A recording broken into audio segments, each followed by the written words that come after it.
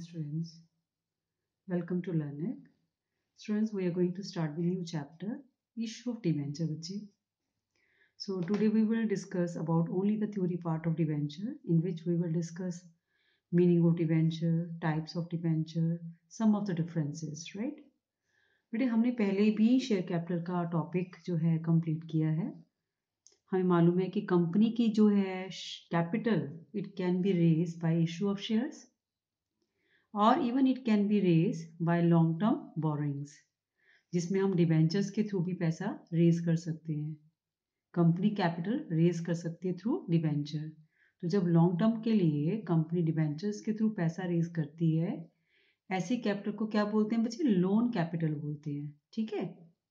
तो जब company debenture issue करती है, डिबेंचर भी क्या है? एक तरह का सर्टिफिकेट है, जिसमें जैसे हमने शेयर की बात की थी कि शेयर एक सर्टिफिकेट है, एक डॉक्यूमेंट है जिसमें कंपनी का नाम लिखा होता है, कंपनी की टर्म्स एंड कंडीशंस मेंशन होती हैं, नेम ऑफ डिबेंचर होल्डर है, कितनी डिबेंचर होल्डिंग्स है उसके पास, नीचे कॉमन सील्स कंपनी की स्टैंप लगी होती है. तो ये एक अपने आप में लीगल डॉक्यूमेंट बन जाता है, एक्नॉलेजमेंट ऑफ ए डेट बन जाती है. ठीक है. तो इसको क्या बोलते हैं बच्चे? Debenture certificate. तो जब हम डिबेंचर इशू कर देते हैं पब्लिक को, तो वो पब्लिक क्या बन जाती है? Debenture holders. उनके पास, कंपनी के पास लोगों का पैसा आ जाता है एज ए लोन, और कंपनी इन रिटर्न क्या दे देती है उनको? अपने डिबेंचर सर्टिफिकेट इशू कर देती है. ठीक है बेटे. तो जिनके पास डिबेंचर होते हैं वो डिबेंचर होल्डर हो गए और वो कंपनी के क्रेडिटर्स कहलाते हैं. जैसे शेयर इशू करते हैं तो वो शेयर होल्डर बन जाते हैं, लेकिन वो ऑनर होते हैं कंपनी के, उनके पास कंट्रोलिंग राइट है, मैनेजमेंट में पार्टिसिपेट करने का राइट है. डिबेंचर होल्डर के पास ऐसा कोई राइट नहीं होता. डिबेंचर होल्डर सिंपली उनका जो लोन अमाउंट कंपनी ने लिया है उसके बदले में कंपनी उनको रीपेमेंट भी करेगी बच्चे टाइमली, और उनको रेगुलरली इंटरेस्ट भी पे किया जाता है, जो हम आगे जाके पूरा डिटेल में पढ़ेंगे. ठीक है. So first of all we will start with the meaning of debenture. तो यहाँ पे लिखा हुआ मैंने, it is a written acknowledgement of a debt. कहते ये जो कंपनी ने लोन लिया है उसका एक रिटर्न प्रूफ है, taken by the company. Loan किसने लिया? कंपनी ने लिया. As these are issued under the seal of the company. तो ये जो एक्नॉलेजमेंट है, डेट एक्नॉलेजमेंट है, इस पे कॉमन सील है. जैसे मैंने बताया कि डिबेंचर सर्टिफिकेट, उस पर कॉमन सील लगी होती है, तो क्या बन जाता है बच्चे? एक लीगल डॉक्यूमेंट बन जाता है. So debenture, it is a certificate which contains an undertaking to repay the principal sum and to pay interest on the debt as per terms and conditions. तो कहते हैं डिबेंचर सर्टिफिकेट में क्या होता है? उसमें एक अंडरटेकिंग है कंपनी की तरफ से कि कंपनी जो है रीपेमेंट करेगी किस चीज की? प्रिंसिपल अमाउंट की, प्रिंसिपल लोन अमाउंट की, एंड टू पे इंटरेस्ट ऑन द डेट. जो कंपनी ने लोन लिया उसके ऊपर इंटरेस्ट भी कंपनी पे करेगी as per terms and conditions. तो टर्म्स एंड कंडीशंस क्या हो सकती हैं कि after every 6 month interest will be paid at a fix rate of interest. ठीक है. और प्रिंसिपल अमाउंट जो है स्पेसिफाइड टाइम पीरियड के बाद ही वापस होगा, रीपेमेंट होगी. तो टाइम पीरियड कितना होता है वो भी हम आपको बताएंगे. So this is meaning of debenture. अब इस डेफिनेशन से, इस कंप्लीट डेफिनेशन से हमने अंडरलाइन किए बहुत सारे फीचर्स निकल आते हैं बच्चे. तो one by one we will discuss little bit about these features. It is issued by the company. सबसे पहले कि डिबेंचर कौन इशू करता है? ये डिबेंचर सर्टिफिकेट इशू कौन करता है बच्चे? कंपनी इशू करती है in the form of a certificate. ठीक है. तो कंपनी एक सर्टिफिकेट इशू कर देती है पब्लिक को जिन्होंने डिबेंचर्स लिए कंपनी से और बदले में कंपनी को लोन दिया. It is written acknowledgement by the company against a debt taken. तो जो भी कंपनी ने डेट लिया पब्लिक से एज ए लोन, तो उसके अगेंस्ट उन्होंने क्या दिया है? कंपनी ने रिटर्न एक्नॉलेजमेंट. ठीक है. कि हम जो है रीपेमेंट करेंगे. एक कॉन्ट्रैक्ट हो गया कंपनी और डिबेंचर होल्डर के बीच में. There will be repayment of the capital amount. It includes a contract. आ गया ना यहाँ पर? It includes a contract for the repayment of principal amount at a specified date.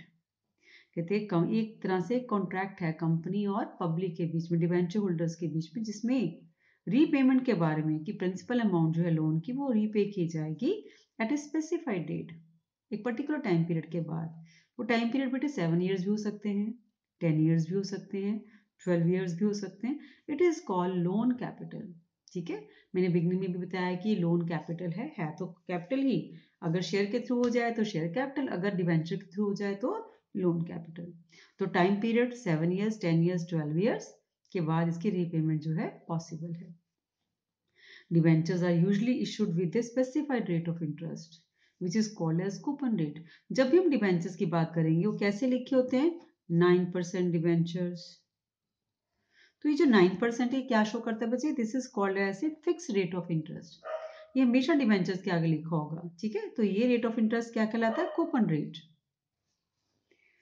Next we have normally payment of interest is regularly after every 6 month. तो जो हम interest की बात कर रहे हैं बच्चे, रेगुलरली पे किया जाता है normally after every 6 months. Generally secured by A charge against assets of the company. कहती है जो डिवेंचर्स की बात कर रहे हैं हम, ये नॉर्मली सिक्योर्ड होते हैं. सिक्योर्ड भी होते हैं, अनसिक्योर्ड भी होते हैं. हम टाइप्स भी करेंगे इसकी.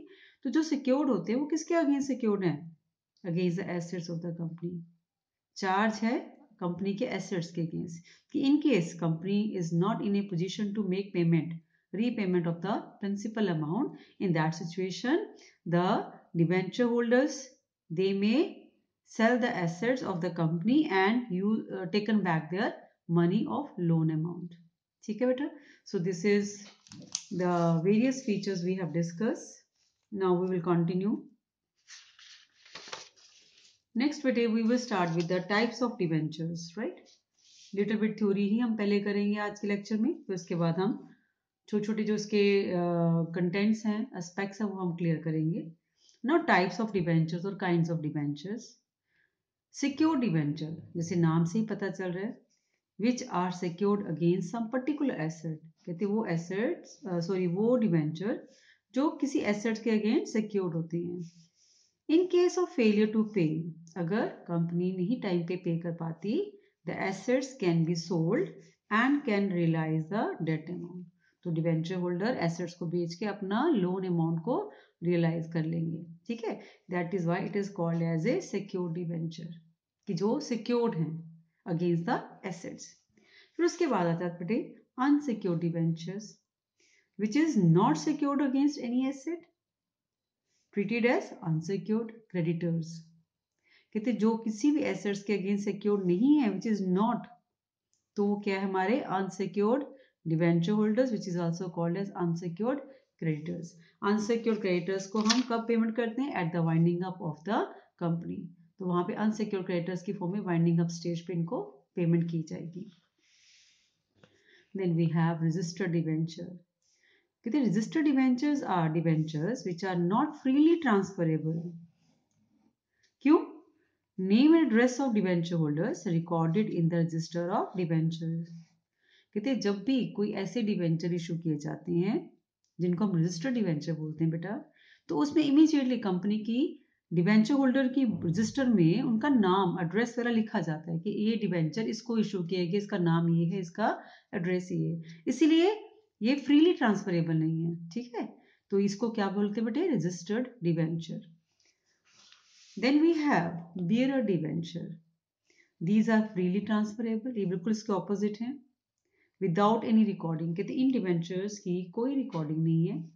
आज इसको इशू हुए, कोई रिकॉर्डिंग नहीं हुई. उसने किसी और को ट्रांसफर कर दिया, उसकी कोई रिकॉर्डिंग नहीं है. These are freely transferable from one person to another person. Then we have convertible debentures which can be converted into equity shares with certain exchange rate. कुछ एक्सचेंज रेट के साथ जब डिवेंचर्स को इक्विटी में convert किया जा सकता हो, वो क्या कहलाएंगे बच्चे? Convertible debentures. Conversion completely fully भी हो सकती है और पार्टली भी हो सकती है. तो अगर कंप्लीटली इक्विटी में कन्वर्ट हो गए बच्चे, वो फुली कन्वर्टेबल हो गए. अगर some part of debenture is converted into equity and some part is not, in that case it will be called as partly convertible debentures. Then we have non-convertible debentures. Non-convertible which have no right to convert into equity shares. जिसको हम ऐसा कोई right नहीं देते, जिसको हम convert नहीं कर सकते बेटे इक्विटी में, वो क्या है? हमारे non convertible debentures. Then lastly we have redeemable debentures. Redeemable जिसको वापस किया जाता है, कहते which will be repaid by the company at the end of the specified period. जब एक पर्टिकुलर पीरियड के बाद कंपनी लोन अमाउंट को वापस कर देती है डिवेंचर होल्डर्स को, वो बन जाते हैं रिडीमेबल डिवेंचर्स। और इसके ऑपोजिट क्या है बच्चे, इररिडीमेबल डिवेंचर्स, जहाँ पे ऐसा कोई स्पेसिफाइड टाइम पीरियड नहीं है वो उनको वापसी करने का, तो वो क्या है हमारे इररिडीमेबल डिवेंचर्स बोला जाता है उनको बच्चे।